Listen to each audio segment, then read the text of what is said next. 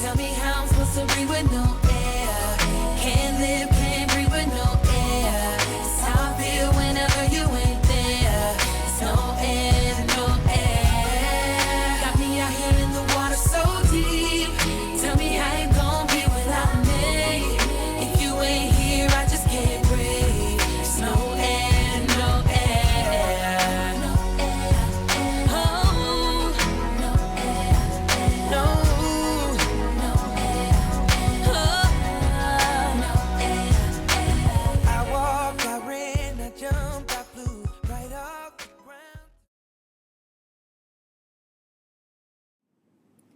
We've drawn out the lower trachea and lobes of the lungs. We'll start with the trachea, then the carina, which is the bifurcation into the right and left mainstream bronchi. The right side is more vertical than the left, which makes it easier for objects to get stuck on the right. On the anterior side, we have the upper lobe of the right lung and the upper lobe of the left lung. The right lung has a middle lobe that is only seen on the anterior and lateral sides. Then the right lower and the left lower lobes of the lungs are seen. Overall, you'll notice the upper lobes have more surface area on the front than the back. That's the upper left lobe and the lower left lobe. Then we go to the upper right lobe and the lower right lobe. Notice that the lower lobes on the right and left have more surface area on the back than the front.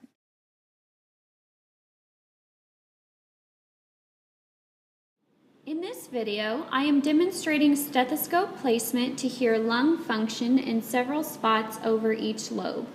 To auscultate for lung sounds, the examiner should place the diaphragm of his or her stethoscope over several intercostal spaces on the anterior, lateral, and posterior aspects of the thorax. It is important to listen in several places over each lobe of the right and left lungs, as well as the proximal airways. Although I am moving quickly for the sake of time, the examiner should listen to one full breath cycle, meaning one inhalation and one exhalation, at each placement. It is important to note that I am switching back and forth between the left and right lungs to compare the sounds on each side. For the sake of observation in this demonstration, I did not switch back and forth when auscultating the lateral lungs, but I listened to one complete side, followed immediately by the opposite side. The examiner can also choose to switch to the bell of the stethoscope to listen for higher pitched sounds.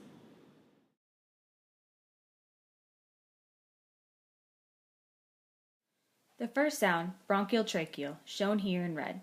This can be heard over the trachea and main stem bronchi and should be a harsh, loud, high-pitched sound. This is typically heard louder on expiration than inspiration and should have a 1:2 to 1:3 inspiration to expiration ratio.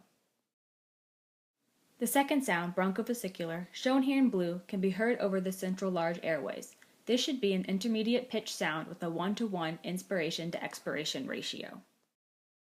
The third sound, vesicular, shown here in green, can be heard through the peripheral lung tissues. This should be a soft, low-pitched sound, and the breath should typically be heard loudest during inspiration. The inspiration-expiration ratio should be a 3:1. It should be noted here that all three normal breath sounds can be heard on the anterior side, but only the bronchovesicular in blue and the vesicular in green can be heard on the posterior side.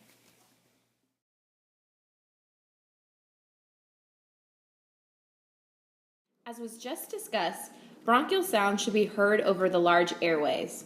If heard anywhere outside of this space, it is considered abnormal. This is also true for the lateral and posterior lungs. Diminished sounds should also be considered abnormal.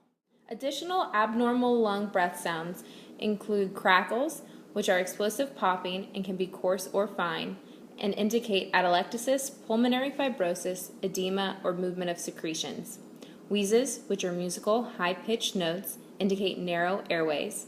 Stridor, which is loud, continuous monophonic wheezes, indicate upper airway obstruction. And pleural rub, which is when the visceral pleura rubs against the parietal pleura, creating a scratching sound at the end of inspiration and beginning of expiration.